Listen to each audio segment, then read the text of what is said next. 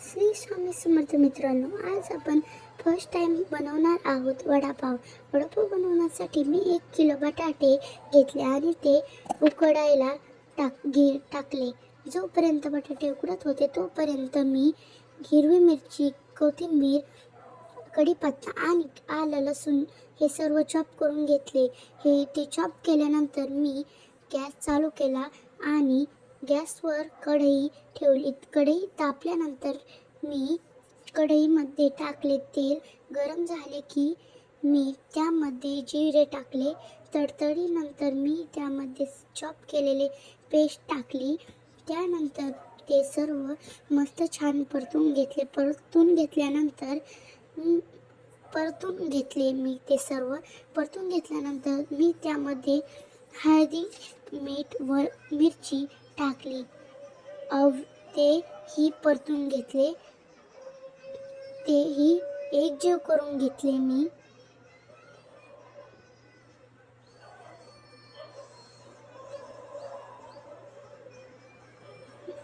हा आमचा फर्स्टच व्हिडिओ आहे, त्यामुळे आम्हाला ह्या व्हिडिओमध्ये सपोर्ट करा मित्रांनो. आणि आता कुकर उघडला. कुकरमध्ये बटाटे उकडलेले होते. ते बटाटे चाळणी मी हे केले, त्याच्यातलं पाणी काढलं. मग ते बटाटे आम्ही सोलून घेतले.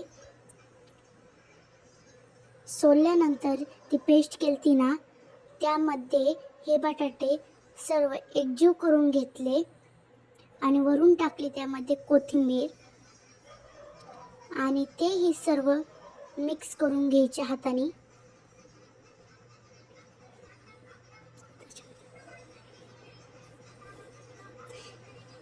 आणि ते सर्व मिक्स झाल्यानंतर आम्ही घेतले एक भांडे. त्यामध्ये आम्ही बेसन घेतले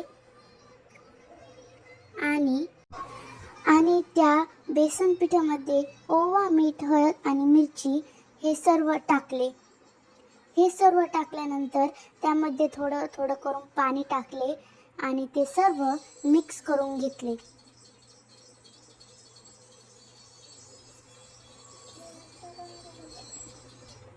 आणि कढईमध्ये तेल टाकले. तेल टाकल्यानंतर आपण ते बटाट्याचं सारण केलं ना, त्याचे गोळे बनवून घेतले.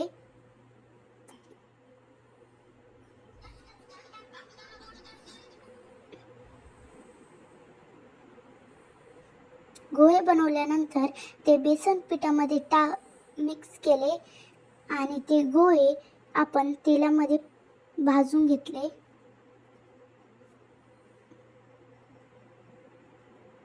आणि ते मस्तपैकी तळून घेतले आपण.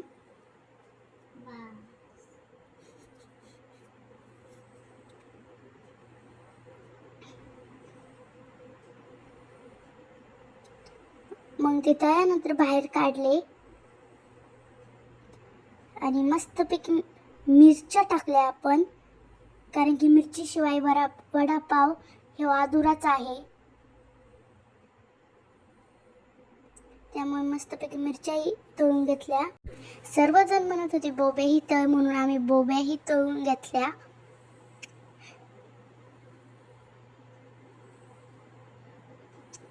सर्व बोब्या नीट तळल्यानंतर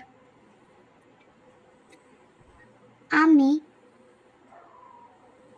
वडापाव अशाच प्रकारे गार्निशिंग केली. धन्यवाद.